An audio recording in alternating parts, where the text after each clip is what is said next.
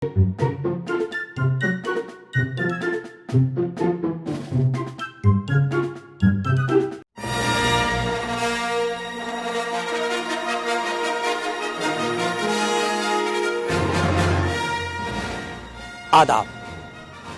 Programme 55 minute के साथ मैं आपकी खिदमत में अब्दुल कुद्दूस हाजिर हूँ।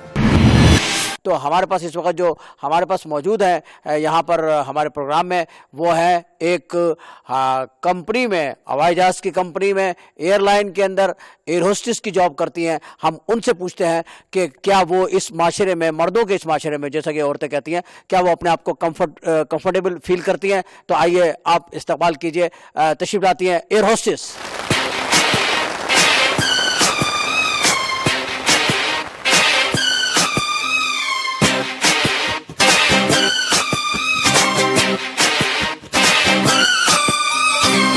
Baby, can't you see I'm calling?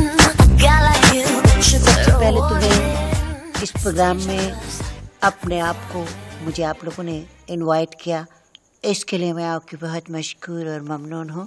Thank you very much for that. आपको मुसाफिरों से, मर्दों से, जो मर्द मुसाफिर होते हैं उनसे ज़्यादा शिकायत होती है या ख़वातीन मुसाफिरों से होती है? अमूमन तो मुसाफिरों को हम लोगों से शिकायत होती है, लेकिन मुसाफिरों से एक ही शिकायत है हमें कि घंटियाँ बहुत बजाते हैं ये लोग।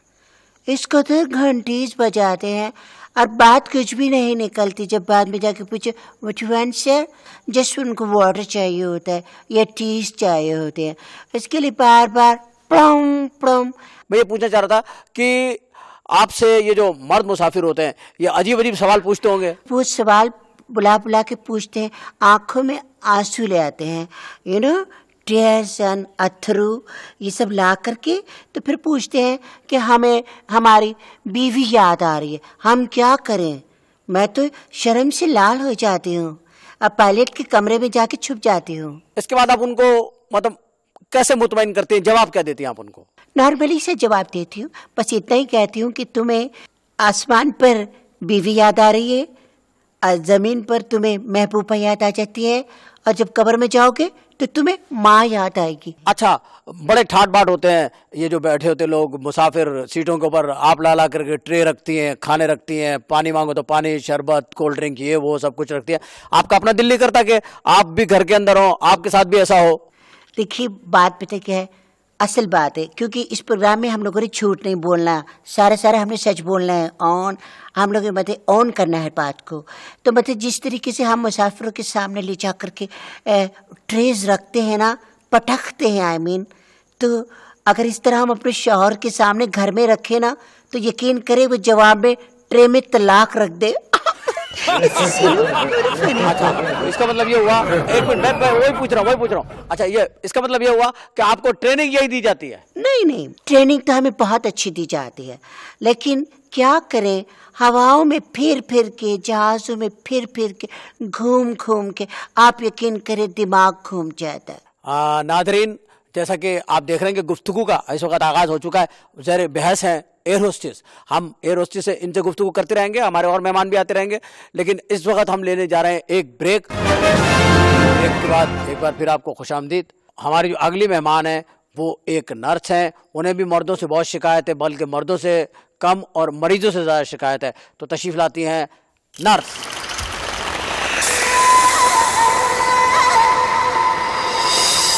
अस्सलाम वालेकुम।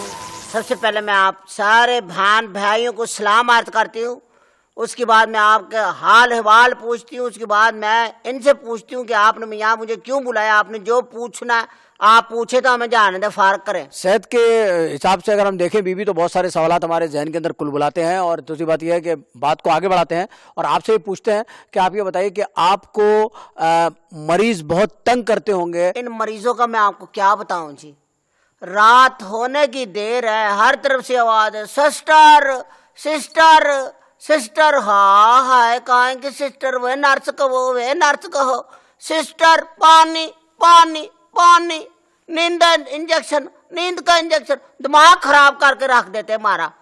फिर तो मैं इनको पानी के टीके लगाती हूँ, फिर इनको पता लगता प्यास कैसे बुझती है। बुनियादी तौर पर अगर हम देखें तो नर्स का शोबा, अगर हम बुनियादी तौर पर देखें, इंसाफ की नज़र से देखें, आप भी देखें हम भी देखें, तो नर्स का शोबा बड़ा खिदमत का शोबा है कि जो खिदमत खल्क करती है और मरीजों के लिए बहुत जिद्दोजहद करती है।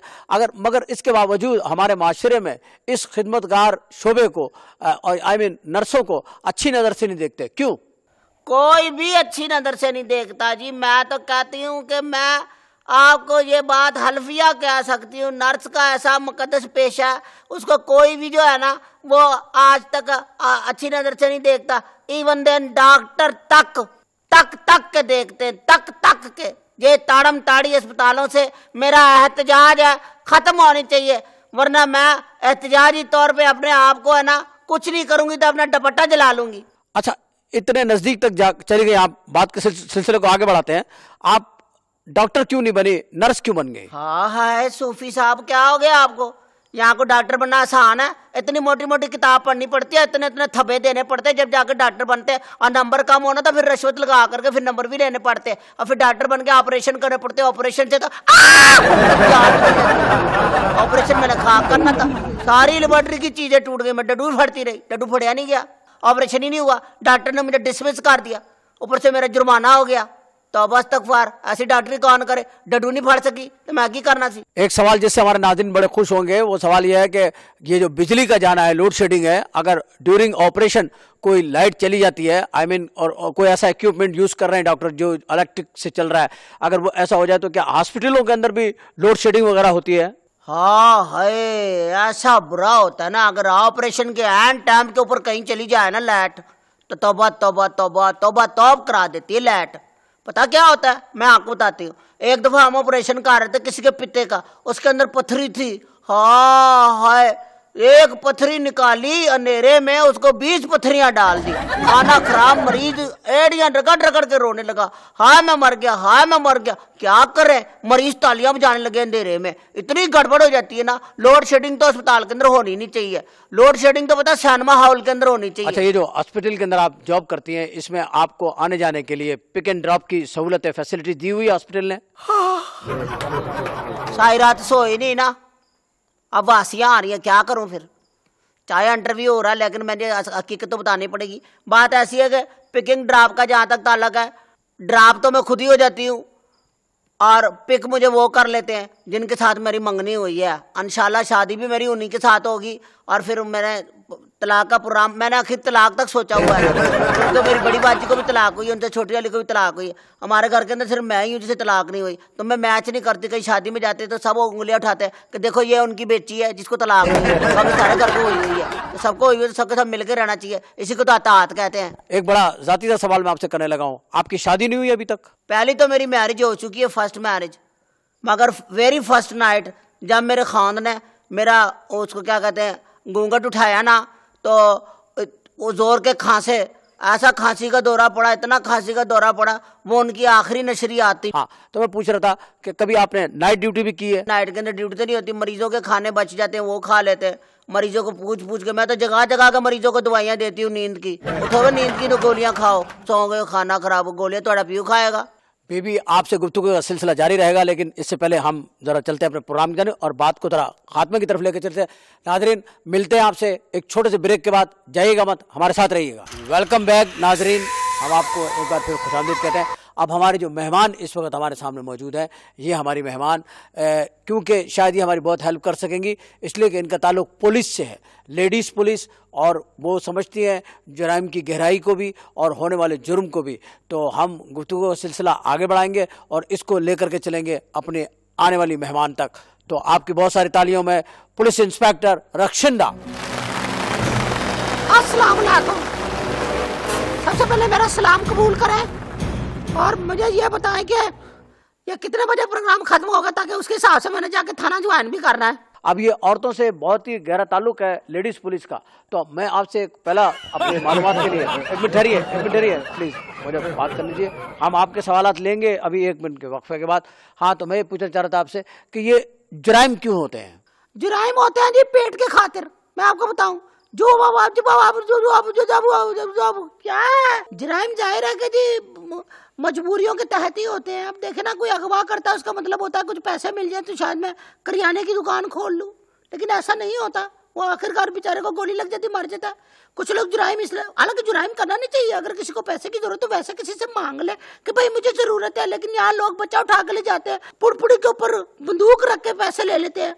और तो सबको छोड़े ना, मुझे 2 मरतबा मेरे इलाके के अंदर चाकू दिखा करके पैसे ले लिए। ये और बात है कि बाद में मैंने उनसे डबल वसूल किए। अच्छा ये बताइए कि ये ज्यादातर जराइम में इन्वॉल्व कौन होता है, मर्द या औरतें? और ये मर्द ज्यादा जुर्म करते हैं या औरतें? पर जिसको भी मौका मिले वो कर लेता है। मैं इसको मौका दूं, ये मेरी जेब काट लेगी कब वक्त मारी। कोई नहीं कह सकता खाना खराब नर्सों के बारे के अंदर। आज तक किसी ने नर्स के बारे के अंदर कोई बात की है तो मुझे बताया, मेरे मुंह पे आके कहा कि नर्सें ऐसी होती है। हम अगर ऐसी वैसी होती ना तो सफेद लिबास पहन के, ये दागदार लिबास नहीं है, चिट्टे कपड़े पहने हुए, एक छीट नहीं है हमारे ऊपर किसी इल्जाम की। आप लोग तो लूट के खा गए सारे माशरे को, गगन तकड़ियां लगा ली, जमानतों पे पैसे खा गए, पकड़ने पे पैसे खा गए, जुआ पकड़ा, जुए में से पैसे खा गए। खाना खराब बातें करती हैं आप, बहुत ज्यादा हमारे साथ बातें ना करें आप। हाँ, मेरे मुंह ना लगना ज्यादा। मुझे, मैं जमानत के कागजात जेब में रख के घूमती हूँ, मुझे ना पकड़ने छकड़ने की धमकी देना। अच्छा, हाँ, तुमने जो इतनी अंगूठियां पहनी हुई है, तुम सुनारे की बीवी हो, इसमें काम करती हो।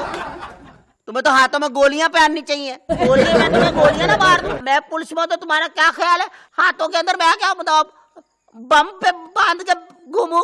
हाँ, दिमाग खराब कर दिया। मुझे इस प्रोग्राम में बुला के आपने अच्छा तो नहीं किया सूफी साहब। एक बात और बताइए आप हमें कि जब आप पुलिस के महकमे में काम करती हैं तो ये बताइए कि जब कोई खातून पकड़ी जाती है तब सिफारिशें ज्यादा आती हैं। कौन सी सीटियां मार रहे हैं कुदूस भाई, आपने कौन सी अवाम बुलाई हुई है, सीटियां मार रहे हैं? और मेरी आदत है को सीटी मारे तो मैं उठ के चल पड़ता आप बताइए, जब खातून को पकड़ी जाती है जब सिफारिशें ज्यादा आती है, या जब कोई मर्द पकड़ा जाता है जब थाने में सिफारिशें ज्यादा आती है? देखिए, तो छापा मारने से पहले ही सिफारिश आ जाती है कि वहां छापा ना मार। अगर छापा मार दे तो सिफारिशें करने वाले खवातीन के पीछे ज्यादा आते, जो कि यानी कि जो मैं सच बोल रही हूँ, ओरिजिनलिटी तो यही है ना। वो लोग औरतों के पीछे ज्यादा आते और फिर मर्दों के पीछे तो आता ही कोई नहीं। औरतों के पीछे तो थाने तक आ जाते हैं कि कहीं औरत हमारा नाम ला लेते, उनके फंसने के भी तो चांसेस होते हैं ना। एक सवाल के साथ इस बात को फिर आगे बढ़ाएंगे और ये पूछेंगे आपसे, हर जगह के ऊपर ही इश्क फैल चुका है, तो ये जो इश्क हो जाता है ये फिर इसके ऊपर गैरत खा करके भाई वगैरह जो होते हैं वो कत्ल वगैरह कर देते हैं, तो आप क्या समझते हैं वजह कत्ल इश्क ही होता है या इसके बिहाइंड कोई और भी वजह होती है? देखिए, बात यह कि ये शुरू की तरबियत होती है। अब एक औरत है, लड़की है, इश्क उसकी फितरत बन चुकी है, उसको आप घर में फिल्में लगाएंगे इश्किया, टेलीविजन ड्रामे इश्किया लगाएंगे, आप घर में जराइम की स्टोरियां लगाएंगे, आप बताएंगे लड़की कैसे भागती है, भागने के जदीद तरीके। अब तो ये मोबाइल आ गए, फैक्स आ गए, मैसेज आ गए, इतनी सपोर्ट हो गई है लड़कियों को भागने की, तो वो तो भागेंगी भाई अपने घरों से। इन चीजों को आप कम करें और बच्चियों को रास्ता ना दिखाएं तो फिर ये लड़कियां नहीं भागेंगी। इसमें लड़कियों के भागने का कोई कसूर तो नहीं है ना। आपके इलाके में चोरियों की क्या शरह है? आप कौन सी शरह की बात कर रहे हैं? शरह फीसद की ना, शरह फीसद तो 100% है। डाके भी पड़ते हैं आपके यहाँ? हाँ, डाके हमारे यहाँ बड़े पड़ते हैं। डाके में मसला ये है कि डाके के अंदर, हमारे इलाके के अंदर जो है ना, कंपटीशन बहुत है। कंपटीशन क्या है डाके में कि बड़े लोग रहते ना, बड़े लोग, करोड़पति, अरबपति, अगर किसी एक के घर में डाका पड़ जाए, बराबर के घर में डाका ना पड़े, तो फिर वो जो बराबर के घर वाला होता है वो थोड़ा सा अपने आप को कमतर फील करता है, तो फिर वो कहीं से अरेंज रूंज करके ना तो अपने घर में बड़ा डाका पड़वा लेते कि चलो भाई इस तरीके से हमारे घर में भी डाका पड़ गया। डाका पड़वाना भी अब एक फैशन हो गया है ना, मुसीबत तो हमारी आती है।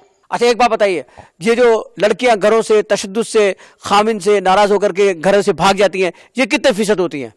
क्या ये भागने में जायज होती हैं? जो लड़कियां घर से भाग जाती है, मैं उनसे कहती हूँ भागने की जरूरत ही क्या, खाना खराब हो तुम भागती हो, फिर तुम्हारे पीछे हमें भागना पड़ता है। हम भागते, हमारे पीछे बेचारे पुलिस वाले भागते, सारे ही भागते रहते। आखिर में लड़की लव मैरिज कर लेती है, मजिस्ट्रेट के सामने हाजिर हो जाती है, 162 का बयान हो जाता है, वहां के अंदर जो है ना उनकी सुलह हो जाती है। माँ बाप मेरी बच्ची के आगे गले लगा लेते, हमारी जेब में को 5 रुपए नहीं डालता कि भाई तुम इतने भागे हो, खाना खराब हो, तुम्हें भी कुछ कंपलसेट करें। अच्छा, हमेशा लिखा जाता है कि लड़की जो है उसके मुंह पे तेजाब फेंक दिया, उसकी नाक काट दी, कभी कहते हैं उसको चूल्हे में जला दिया। तो ये क्या रिएक्शंस होते हैं? वही मैं पूछ रहा हूँ। हाँ, चले आप कह लेंगे मर्दों का ये जालिम माशरा, लेकिन मैं तो ये कहूंगा कि आप बताइए कि ये जो वाकयात होते हैं इनके पीछे क्या वजह होती है? ये जो मर्द, ये जो औरतों के ऊपर तेजाब वगैरह फेंकते हैं, ये कोई अच्छी बात तो नहीं है। आप तेजाब फेंकने की जरूरत क्या है औरत के ऊपर? आप उसका मुंह धुलवा दें, अंदर से जो निकलेगा वो तेजाब फेंकने के बाद का रिजल्ट ही होगा। ऐसे सवाल कर रहे हैं सूफी साहब, इन्होंने कोई जवाब देना है? डंग का सुल्ताना डाकू एक बहुत बड़ा नाम है जिसे पकड़ने की हर एक को ख्वाहिश है। अगर आपको ये काम सौंपा जाए तो आपके लिए ये कौन सा पकड़वा देगी सुल्ताना डाकू को? इसने तो कानो कान ने खबर होने दी अगर इनके घर पे आया तो। तू पकड़ ले जाकर के सुल्ताना डाकू को, तेरा मामू लगता है ना, जा पकड़ ले जाकर। बकवास क्या कर सकते हो? फील्ड में उतरा तो आपको पता चलेगा क्या होता है। जब चार तरफ से ढसंग ढसंग ढसंग गोलियां चलती है ना, फिर ये नहीं होता जो तुम करती हो, जख्मों पे दवाइयां लगाती हो ना, जा करके दिमाग खराब करके रखा हुआ है। डाकुओं का पीछा करती हैं आप? नहीं जी, मैं तो डाकुओं का पीछा नहीं करती, फिर वो खाना खराब हमारा पीछा करते। ये अच्छी बात तो नहीं है एक दूसरे का पीछे जाना। मैं तो जाती नहीं, मैं और तू ना, मेरे लिए तो डाकू ना महरम है। चलो जी, बात को और आगे बढ़ाते हैं एक सवाल के साथ। ये बताइए, देखिए हमेशा अखबारात के अंदर आता है कि मर्द ने औरत पे तशद्दुद किया, आप लोग उसे गिरफ्तार कर लेते हैं। क्या आप लेडी पुलिस हैं? क्या कभी कभी आपने किसी औरत को गिरफ्तार किया जिसने किसी मर्द पर यानी अपने शौहर पे तशद्दुद किया हो? This is very interesting question. Audience भी इसको बहुत एंजॉय करेंगे। ये सवाल जो आपने किया है कि क्या कभी औरत ने मर्द पे तशद्दुद किया है, दिस इज बेसिकली औरत ही मर्द पे तशद्दुद करती है, मगर मर्द जो है अपनी अना, अपने वकार, अपने स्टैंडर्ड की वजह से इसका जिक्र जो है ना माशरे में नहीं करता। और वो क्या कहता है, अच्छा लगेगा कि मुझे मेरी बीवी ने मारा कल हंटरों से, इसलिए ये बात छुपी है तो छुपी रहने दो। बात यह है कि मर्द तो पैदा इसीलिए हुए हैं कि आपको जहनी अजियत दें, यू नो, तकलीफें पहुंचाएं। मे बी आप इस फीलिंग्स को बेहतर ना समझ सकते हो, but as a woman I feel कि ऐसा होता है। औरतों को बहुत अजियत देते हैं मर्द। मेरी बड़ी बाजी को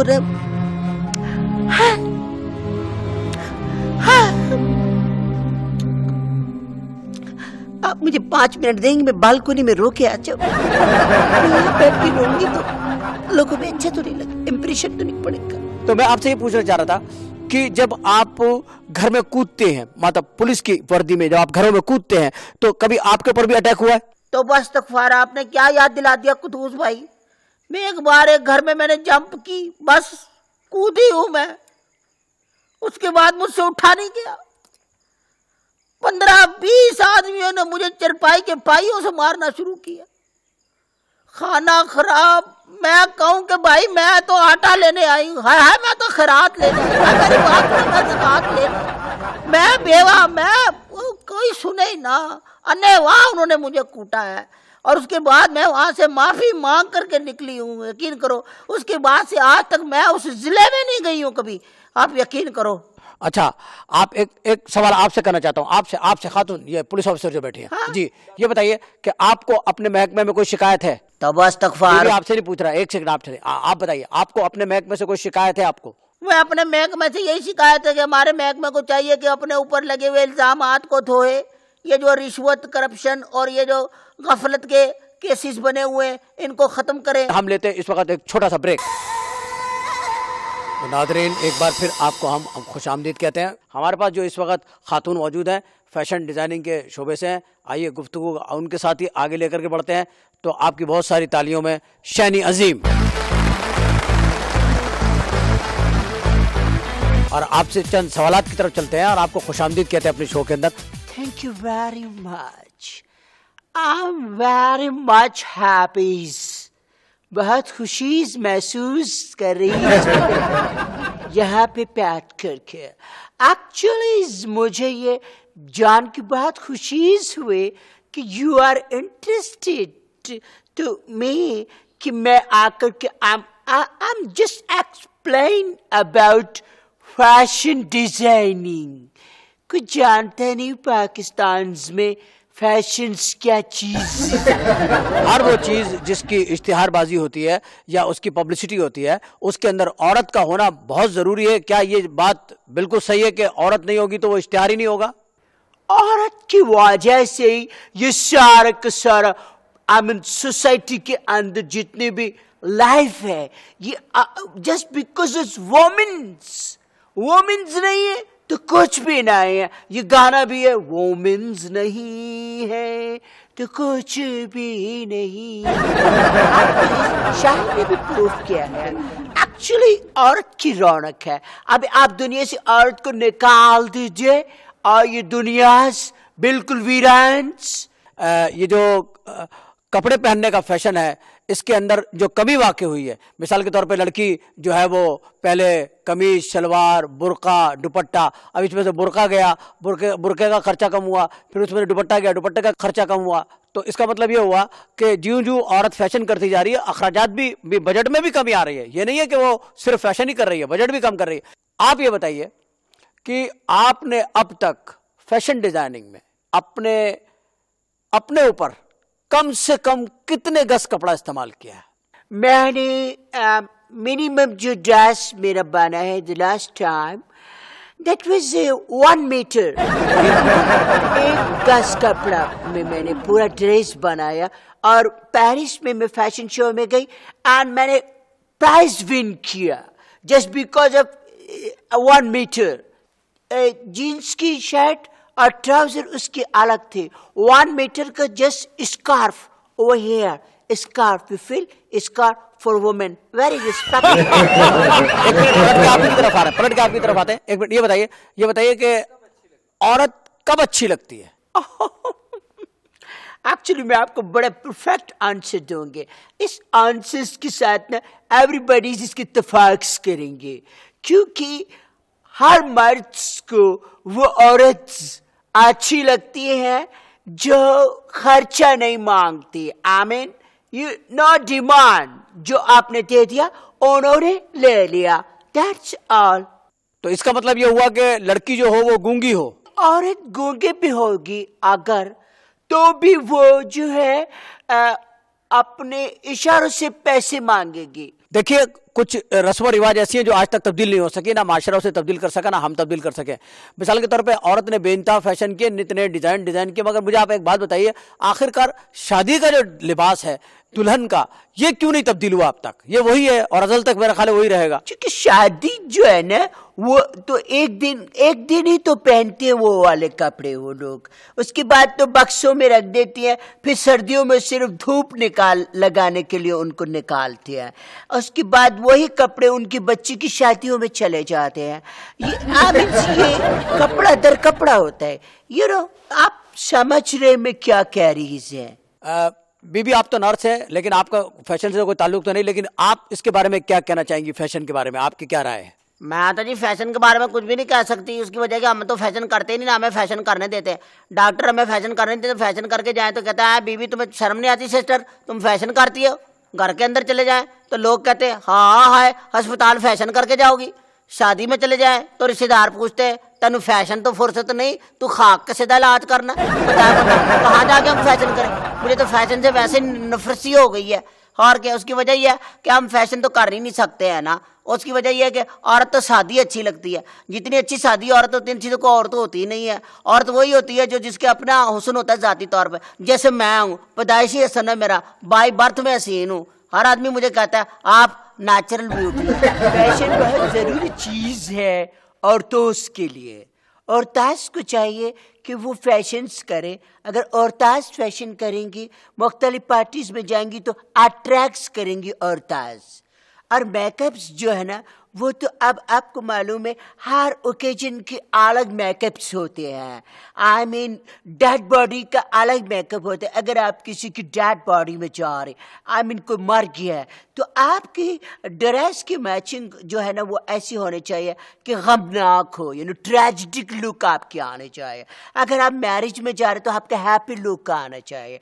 अगर आप सड़क क्रॉस कर रहे हैं तो आपका एक्सीडेंटल लुक आना चाहिए। अगर आप different kind of occasions and different kind of makeups. आप तो खैर एयर होस्टेस हैं, आपसे तो फैशन ही जन्म लेते, लेकिन फिर भी मैं आपसे राय पूछना चाहूंगा कि आप क्या बताएंगी कि फैशन के बारे में आपकी क्या राय है? देखिए, फैशन के ऊपर I believe fashion because smartness very first thing आपको अपने आप को मेंटेन करना, maintain is very much for women specially.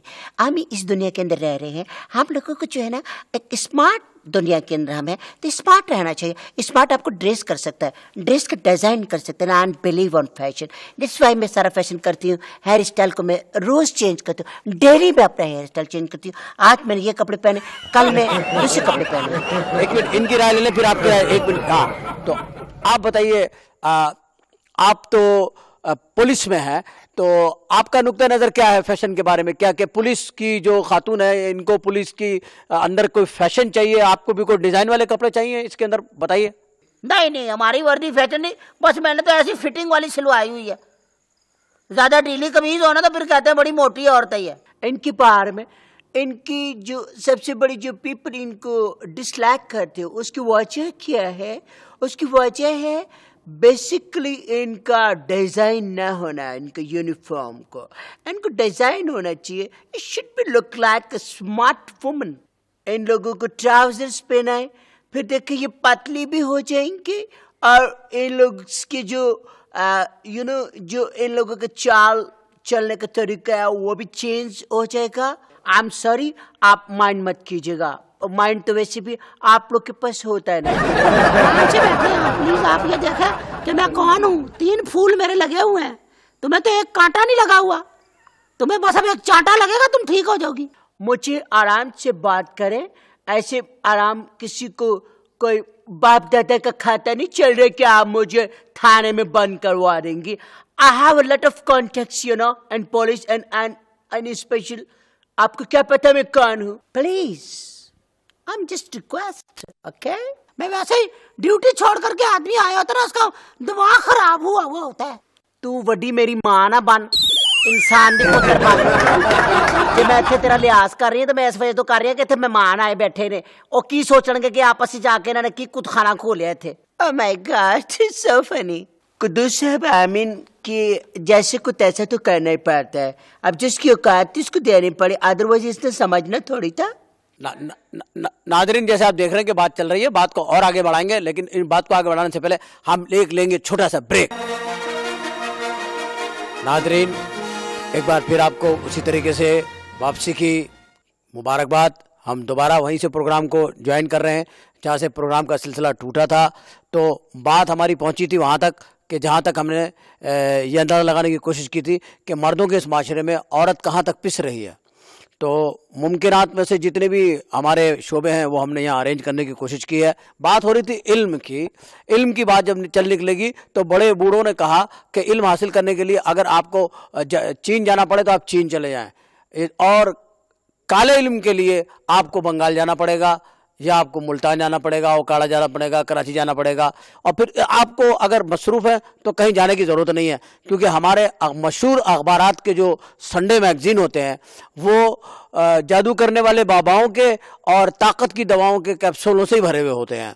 तो इसके लिए आपको कहीं जाने की ज़रूरत नहीं है, आप ये कर सकते हैं। बहरहाल हमने आपकी दिलचस्पी के लिए और इन ख़वातीन के लिए जो यहाँ बैठी हुई है और घरेलू मसाले पर गुफ्तगू हो रही है, हमने एक काले इल्म करने वाली को यहाँ बुलाया है जो काले इल्म की काट की माहिर हैं और जो कि बंगाल से डिप्लोमा करके यहाँ पर आई हैं। तो हमारे दरमियान मौजूद हैं। आपकी बहुत सारी तालियों में आंटी ब्लैक। शुक्रिया, मेहरबानी बेटा तुम्हारी, तुमने बुला लिया बच्चे जाने। मैं तो बस आपको मालूम है खिदमत खल्क में ही लगी रहती हूँ। सारे बच्चे यहाँ बैठे हुए। बेटा डरना मत, मैं शक्ल की ऐसी हूँ, अंदर से मैं बड़ी साफ सुथरी औरत हूँ। अब बोलो क्या काम है तुम्हें? कोई किसी को तलाक दिलवानी है, निकाह करवाना है, घर से भगवाना है, जो भी बोलो अभी हाजिर है हर चीज मेरे पास। मुझे तो आप लोगों से घिन्स आ रही है, घिन्स। और ये कौन बोले? ये कौन है? कौन? ये आवाज जानी पहचानी सी है इसकी। कौन है ये? तू? तुम करते हो जादू, तुम्हें शर्म नहीं आती जादू करती? क्या तुम सही जादू कर लेते हो? मैं तुम्हें एक नाम लिख के दूंगी, तुम उसके ऊपर करके मुझे दिखाना। अगर तुम इसमें कामयाब हो गई ना तो फिर मैं तुम्हें दूसरा काम भी ला के दूंगा। अपनी बात मनवाने के लिए, अपनी बात को मनवाने के लिए और ये करने के लिए कि मेरी बात से कोई इनकार ना कर सके, सुना है कि उल्लू का गोश्त जो है ना वो अमल पढ़ के खिलाया जाता है तो वो आदमी उल्लू की तरह हो जाता है। उसकी समझ में कोई बात ही नहीं आती। क्या इसमें कोई हकीकत है? उल्लू की काट के अब मैं सारा बिजनेस खोल दूं क्या यहाँ पे अपना? तो हर बात ही मुंह से उगलवा लोगे आज ही मेरे से। चलो मैं बता देती हूँ। अब ये सारे पब्लिक भी बैठी हो भाई, तुम भी सुन लो। उल्लू पकड़ना ही बड़ा मुश्किल काम है क्योंकि ये उल्टा लटका रहता है। इसके लिए एक अजीब एक्सरसाइज करनी पड़ती है। फिर इसको पकड़ के मैं लाती हूँ, ज़िबा करती हूँ। इसके खून से तावीज़ लिखे जाते हैं। इसकी रगड़ाई होती है सुखाने के बाद। उसको फिर सफूफ बना के ना, उसका सफूफ तो फिर वो तकसीम करती हूँ पढ़ाई करके औरतों में। खामिन को खिला दो, खीर में डाल दो, मीठा तबीयत का हो जाएगा। अगर किसी से बदजन करना है तो कड़वे में दे दो। ये होता है। कुद्दूस भाई आप समझाएं, इससे तो माशरे के अंदर बड़ी बैड सिचुएशन हो जाएगी।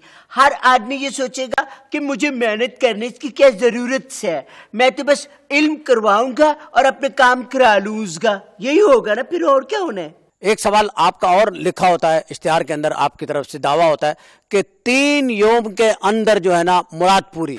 नहीं, ये इनका लिखा हुआ होता है, 3 यौम का इनका लिखा होता है। आज आपने कहा 3 यौम में दिल की मुराद पूरी। फिर आपका लिखा होता है कि आपका एक और मैं आपसे पूछना चाहता हूं कि क्या ये बहुत जरूरी है कि काले इल्म के जरिए या इल्म के जरिए ही जो है वो शौहर की मोहब्बत हासिल की जा सकती है? ये औरतों ने मर्दों को फंसाने का एक ही तरीका सोचा हुआ है कमबख्त मारियों ने। बस किसी तरह जादू कर दो, पेट में उतार दो, पुतले बनवा दो। अरे ऐसा ना करो। किसी का दिल जीतना है इखलाक से जीतो, सास नंदों को जीतना है मोहब्बत प्यार से जीतो, खामिन को जीतना है अपने किरदार से, गुफ्तार से जीतो। अगर आपके घर में आपके घर वाले ही दुश्मन हो जाए, मिसाल के तौर पे आपकी रफीक हयात, वो जो आपकी बीवी होती है, अगर वही आप पे जादू वगैरह सिफली ये इस किस्म के काम शुरू कर दे तो क्या उससे कैसे बच सकते हैं हम? मैंने तो किताबें पुरानी पढ़ी हैं। चंगेज खान की बीवी ने अपने शौहर पे तावीज़ करवाया कि ये जंग हार जाए, कत्ल हो जाए। ये वहां से चला हुआ है, ये कोई आज का किस्सा नहीं है। ये बड़ी पुरानी रिवायतें हैं। ये बीवियां बहुत जालिम होती है, ये नहीं सोचती कि भाई ये किसी के बच्चे हैं क्या है। बस कहती है हमारे पैर के नीचे रहे, हर बात हमारी सुने, किसी की ना सुने। बहनें अलग लगी हुई है, भाभी से भैया बदजन हो जाए, माँ बेटे के ऊपर लगी। अब एक आदमी है उस पर पूरा खानदान तावीज़ कर रहा है, क्या काम करेगा वो? चले देखिए, ये प्रोग्राम ऐसा है कि जिसके अंदर हम आवाम के सामने सारे मसाइल को डिस्कस करते हैं और आवाम के सामने कोई बात छुपा के नहीं रखते। आप आज हमारी मेहमान हैं, ईमानदारी से बताइए कि यहाँ जो लोग मौजूद हैं इनमें से आपके पास कभी कोई जादू वगैरह के लिए आया? ये बैठी हुई है ना सामने, क्या नाम है इसका? इसे तो मैं बड़ी अच्छी तरीके से जानती हूँ। ये अब आकर के ये एनसेचो हुई है। एनसेचो कब हुई है आकर के? पहले तो मेरे पास ही आती थी तावीज़ आवीज़ लेने के लिए। इसको तो मैंने 1000 मरतबा मुवक्कलों से मुखबरियाँ करवा के बड़ा बड़ा सामान पकड़वाया है। रिवार्ड नहीं देती ना कोई पैसे देती। अब मैं इसका काम ही नहीं करता। तो जी लानत बेचती जादू करने वालों पर और करवाने वालों पर। तो बस तक बार इसका मुंह नहीं देखा आपने कैसा हो गया जादू कर करके। ये नर्स भी आई है, ये कह रही थी एक बार मुझे कि नाइट ड्यूटी के अंदर एक डॉक्टर है शफकत नाम का, वो अगर मुझे मिल जाए तो मैं नर्स की नौकरी छोड़ दूंगी। आप खुदा का खौफ करें, दूसरे के घर उजड़वाती हैं आप। हैं ये अपनी उम्र देखें आप, आपके पैर हाथ सब कुछ तो आपका कब्र के अंदर है, आपकी सिर्फ आवाज बाहर है। और मुझे इसने 500 रुपए पहले दिए बयाना। 500 रुपए में कभी डॉक्टर मिलता है? दवाई नहीं मिलती, वक्त मारी 500 में डॉक्टर लेने आ गई। मेरे मुंह ना लगना, मैं बड़ी तेज किस्म की नर्स हूँ। फिटिमूस कॉलेज इल्म्स के ऊपर मैं तो इसके ऊपर बिलीव ही नहीं करती। हाँ, तो मैं तो नहीं समझती क्योंकि जादू से किसी को फंसा सकता है या उसको बेवकूफ बना सकता है। Stupid thinking is all thing. जो भी करते हैं गॉड इज ग्रेट, खुदा करता है। इंसान के हाथ में क्या है? कुछ भी नहीं। आपका ताल्लुक जादूगंडे से है, सिफली से है, काले इल्म से है, लेकिन क्या कभी ऐसा हुआ कि आपके जो कस्टमर आते हैं, आपके जो ग्राहक आते हैं, उन्होंने कभी आपसे कहा हो कि माई तुम भी अच्छे कपड़े पहना करो, और यानी कि कोई आपसे आपकी फैशन के बारे में क्या राय है? दफा करो जी, ये फैशन होते का है? मैं तो उसे आग लगाती हूँ, मैं तो बर्बाद समझती इस काम को। औरत जिस ड्रेस के अंदर उसका अपनापन झलके, जिसमें से उसकी अपनायत का इजहार हो, जिसमें से लगे कि वो हम में से है, हमें वही पहनना चाहिए, वही हमारे लिए। ये बताइए कि जो डरपोक खवातीन होती हैं, ये किस तरह से इतने खतरनाक काम कर लेती हैं जो आप बता रही हैं, जिस तरह कब्रिस्तानों में जाके पुतला गाड़ना, रात के अंधेरे में जाकर के अमल पढ़ना, और फिर ये इस तरह पीछे मुड़ के ना देखना, और ये सारे अमलियात कैसे कर लेती हैं वो? नहीं, खवातीन डरपोक होती है, मगर जब उनको अपनी जिंदगी का प्रॉब्लम पड़ता है तो फिर सारा डर निकल जाता है। ये रातों को बेबाक बेझिझक होकर कब्रिस्तानों में निकल जाती है। कब्रों में से मुर्दे उठ के भाग जाते हैं इनसे। तुम्हें क्या पता कितनी भयानक होती है ये। जब ये मुर्दे के पास जाकर के उसका पुतला गाड़ देती है, 2-2 4-4 घंटे कब्रिस्तान में पढ़ाइयाँ करती है कि हम अपने शौहर को कब्जे में करेंगे। अरे इतना प्रेशर पड़ेगा तो शौहर क्या करेंगे, यह नहीं सोचते हैं वो। आपका इश्तिहार पूरी दुनिया में जाता है, और आपने कहा भी, आपका दावा है कि आप एक आलमगीर शख्सियत है, मशहूर तरीन। कभी कोई बाहर के मुल्कों से कोई बहुत मशहूर शख्सियत ने आपको जादू के लिए कहा है कि उसके लिए आप काम करें? अब मेरे उससे कांटेक्ट कर रहे हैं, मैंने सुना है वो अमेरिका वाले मुझसे कांटेक्ट कर रहे हैं कि वो इराक के ऊपर जादू कराना है कि सब जो है ना वो बुश के फेवर में हो जाए, और फलस्तीन में कराना है शहरून के फेवर में हो जाए, और कश्मीर में कराना है ताकि सब लोग उनके फेवर में। देखिए इसको समाप्त करने दिए, खत्म की तरफ हम जा रहे हैं, टाइम का भी हमें ध्यान रखना है। मुझे ये बताइए कि आपके जादू में बहुत ताकत है, आप कहती हैं कि 100% होता है। अच्छा देखिए, इस वक्त मुसलमान जो है ना मुख्तलिफ ममालिक में अजाबों में मुब्तला हैं, अजियतों में मुब्तला हैं, वो बेचारे कुर्बानियां दे रहे हैं। उनके जो दुश्मन है वो ममालिक जो जिनमें वो मुसलमानों को आज़ादी नसीब नहीं हो रही, क्या आप अपने जादू से उन्हें आज़ादी दिला सकती हैं? जिस दिन भी मुसलमान इकट्ठे हो जाएंगे और आपस में एक दूसरे के समझ लेंगे प्रॉब्लम को, इनका कोई प्रॉब्लम नहीं रहेगा, क्योंकि खुदा ताला इनके साथ है। बहरहाल मैं तमाम लोगों के सामने हाथ जोड़कर अपने गुनाहों की माफ़ी मांगती हूँ कि मैंने जिन जिन पे तावीज़ किए, जिन जिन पे भी किए हैं, अगर उन पे हुए हैं तो मुझे माफ़ कर दें, क्योंकि वक्त का कोई भरोसा तो है ही नहीं। तो नादरीन, क्योंकि बातों का सिलसिला बहुत तवील हो जाएगा, हमें वक्त की कैद भी है, वक्त की पाबंदी का ख्याल भी रखना है। अगली बार हम जब मिलेंगे तो इसी को गुफ्तगू को यहीं से शुरू करेंगे जहां हम छोड़ रहे हैं इस मौजू को।